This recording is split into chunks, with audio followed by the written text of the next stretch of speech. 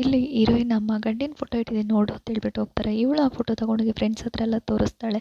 ಅದಾದ ನಂತರ ಅವನದೊಂದು ಇನ್ಸ್ಟಾಗ್ರಾಮ್ ಐಡಿಯಿಂದ ಅವ್ನು ಯಾವ ಕಂಪನಿಯಲ್ಲಿ ಕೆಲಸ ಮಾಡ್ತಾನೆ, ಯಾವ ಗಾಡಿ ಇಟ್ಟಿರ್ತಾನೆ ಅಂತ ಹೇಳ್ಬಿಟ್ಟು ಎಲ್ಲ ನೋಡಿಕೊಂಡು ಹುಡುಗ ತುಂಬಾ ಒಳ್ಳೆಯವನು ಅಂತ ಹೇಳ್ಬಿಟ್ಟು ಡಿಸೈಡ್ ಮಾಡ್ತಾರೆ. ಅದಾದಮೇಲೆ ಹುಡುಗಿನ ನೋಡಲಿಕ್ಕೆ ಮನೆಗೆ ಬಂದಿರ್ತಾಳೆ.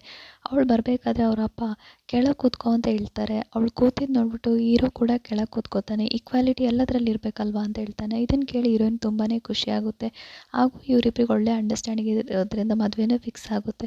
ಒಂದಿನ ಶಾಪಿಂಗ್ ಹೋದಾಗ ಹೀರೋಯಿನ್ ಹೇಳ್ತಾಳೆ, ಲೈಫ್ನಲ್ಲಿ ಯಾವತ್ತೂ ಹುಡುಗಿ ನೀನು ಹಿಂಗೇ ಇರಬೇಕು ಅಂತ ಹೇಳ್ಬಿಟ್ಟು ಬಾಳ್ಬಿಟ್ಟೆ, ಆದರೆ ಇನ್ನು ಮುಂದೆ ಆದರೂ ನನಗೆ ಈಕ್ವಲ್ ಆಗಿ ಬದುಕಬೇಕು ಅಂತ ಹೇಳ್ತಾಳೆ. ಇದನ್ನು ಕೇಳಿದ ಹೀರೋ ಲೈಫ್ನ ನಾವು ಹಾಗೆ ಲೀಡ್ ಮಾಡುವ ಅಂತ ಹೇಳ್ಬಿಟ್ಟು ಒಪ್ಕೋತಾನೆ. ಇವರಿಬ್ಬರು ಮದುವೆ ಆದಮೇಲೆ ತುಂಬಾ ಸಂತೋಷವಾಗಿರ್ತಾರೆ. ಅದಾದ ನಂತರ ಸ್ವಲ್ಪ ದಿನದ ನಂತರ ಇವರಿಬ್ಬರು ಡೈವರ್ಸಿಗೆ ಅಪ್ಲೈ ಮಾಡಿರ್ತಾನೆ. ಹೀರೋ ಕೋರ್ಟಿಗೆ ಬರ್ತಾನೆ. ಅಲ್ಲಿ ಒಂದು ಲಾಯರ್ನ ನೋಡಿ ಮಾತಾಡಿಸ್ತಾನೆ. ಆವಾಗ ಡೈವರ್ಸ್ ಬೇಕು ನಮ್ಮಿಬ್ಬರಿಗೆ ಅಂತ ಕೇಳ್ತಾನೆ. ಯಾಕೆ ಏನಾಯಿತು ಅಂತ ಹೇಳೋದು ಅವ್ನು ಹೇಳ್ತಾನೆ, ಸ್ಟಾರ್ಟಿಂಗ್ನಲ್ಲಿ ಎಲ್ಲನೂ ಚೆನ್ನಾಗಿತ್ತು, ಆದರೆ ಅವಳಿಗೆ ಫೀಮೇಲ್ ಅಂತ ಹೇಳ್ಬಿಟ್ಟು ಒಂದು ಈಗೋ ಫೆಮಿನಿಸಮ್ ಅನ್ನೋದು ಅವಳ ಹತ್ರ ತುಂಬಾ ಇದೆ ಅಂತ ಹೇಳ್ಬಿಟ್ಟು ಹೇಳಲಿಕ್ಕೆ ಶುರು ಮಾಡ್ತಾನೆ. ಆಗ ಲಾಯರ್ ಕೇಳ್ತಾರೆ ಯಾವ ಥರ ಅಂತ ಹೇಳ್ಬಿಟ್ಟು ಕೇಳಬೇಕಾದ್ರೆ ಅವ್ನು ಹೇಳ್ತಾನೆ, ನಾನು ಆಫೀಸಿಂದ ಟಯರ್ಡಾಗಿ ಬಂದರೂ ಕೂಡ ಅವಳು ಅಡುಗೆ ಕೂಡ ಮಾಡದೆ ರೀಲ್ಸ್ ಮಾಡ್ತಾ ಇರ್ತಾಳೆ. ಏನು ಅಂತ ಕೇಳಿದೆ, ನನ್ನ ಲೈಫ್ ನನ್ನ ಚಾಯ್ಸ್, ಬಾ ನೀನು ಕೆಲಸ ಮಾಡು ಅಂತ ಹೇಳ್ತಾಳೆ. ಯಾವುದರಲ್ಲೂ ಅಡ್ಜಸ್ಟ್ ಮಾಡ್ಕೊಳ್ಳಲ್ಲ. ಹೀಗೆ ನಮ್ಮ ಮಧ್ಯೆ ತುಂಬಾ ಜಗಳ ಶುರು ಆಯಿತು. ಅದಾದ ನಂತರ ಈಕ್ವಾಲಿಟಿ ಅಂತ ಹೇಳ್ಬಿಟ್ಟು ಅವಳು ಸಿಗರೇಟ್ ಸೇದ್ಕೊಂಡು ನಾಟಕ ಆಡ್ಕೊಂಡು ಬದುಕ್ತಾ ಇದ್ಲು. ಅದು ನನಗಿಷ್ಟ ಆಗ್ತಾ ಇರಲಿಲ್ಲ ಅಂತ ಹೇಳ್ತಾನೆ. ಎಲ್ಲದರಲ್ಲೂ ಈಗೋ ಈಗೋ ಈಗೋ ಆಗಿ ಇವರಿಬ್ಬರ ಮಧ್ಯೆ ಅಂಡರ್ಸ್ಟ್ಯಾಂಡಿಂಗೇ ಇರಲ್ಲ. ನಾನು ಮನೇಲಿ ಅಡುಗೆ ಮಾಡಲ್ಲ ಅಂತ ಹೇಳ್ಬಿಟ್ಟು ಒಂದು ಕೆಲಸದವ್ರನ್ನ ಕೂಡ ತೊಗೊಬಂದಿಟ್ಟಿರ್ತಾಳೆ. ನನ್ನ ಲೈಫ್ ಹೀಗೆ ಇರಬೇಕು ಅಂತ ಇರ್ತಾಳೆ. ಹೀಗೆ ಇವರಿಬ್ಬರು ಒಂದಿನ ಫಂಕ್ಷನ್ಗೆ ಹೋದಾಗ ಸ್ಲೀವ್ಲೆಸ್ ಬ್ಲೌಸ್ ಹಾಕಿರೋದನ್ನ ಅಲ್ಲಿರೋ ರಿಲೇಟಿವ್ಸ್ ಎಲ್ಲ ಒಂಥರ ನೋಡ್ತಾ ಇರ್ತಾರೆ. ಇದನ್ನು ನೋಡ್ಬಿಟ್ಟು ಇವನು ಹತ್ರ ಹೋಗ್ಬಿಟ್ಟು ಹೇಳ್ತಾನೆ, ಸ್ವಲ್ಪ ಸರಿಯಾಗಿ ಕೂತ್ಕೋ, ಒಳ್ಳೆ ಡ್ರೆಸ್ ಹಾಕೊಂಡು ಬರ್ಬೋದಿತ್ತಲ್ಲ ಅಂತ ಹೇಳ್ಬಿಟ್ಟು ಇವ್ರ ಮಧ್ಯೆ ಜಗಳ ಶುರು ಆಗುತ್ತೆ.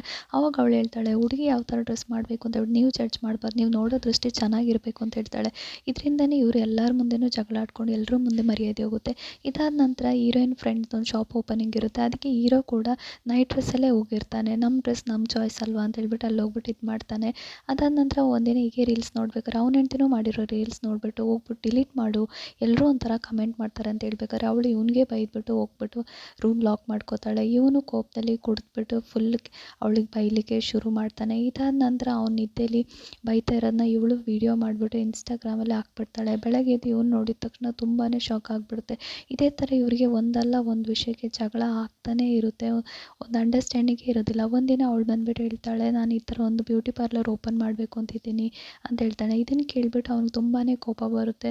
ನಾನು ಕಷ್ಟಪಟ್ಟು ದುಡಿತೀನಿ, ಆದರೆ ನೀನು ಎಲ್ಲದಕ್ಕೂ ಈ ಥರ ಖರ್ಚು ಮಾಡ್ತೀಯ. ನೀನು ಇವನು ಈ ಥರ ಕಿರ್ಚಬೇಕಾದ್ರೆ ಅವಳು ಪ್ರೆಗ್ನೆಂಟ್ ಆಗಿರ್ತಾಳೆ. ಈ ವಿಷಯ ಅವನಿಗೆ ಗೊತ್ತೇ ಆಗಿರಲ್ಲ. ಮಗು ಅಬಾರ್ಟ್ ಆಗಿಬಿಡುತ್ತೆ. ಇದನ್ನು ಕೇಳಿ ಅವ್ನು ತುಂಬಾ ಬೇಜಾರು ಮಾಡ್ಕೋತಾನೆ.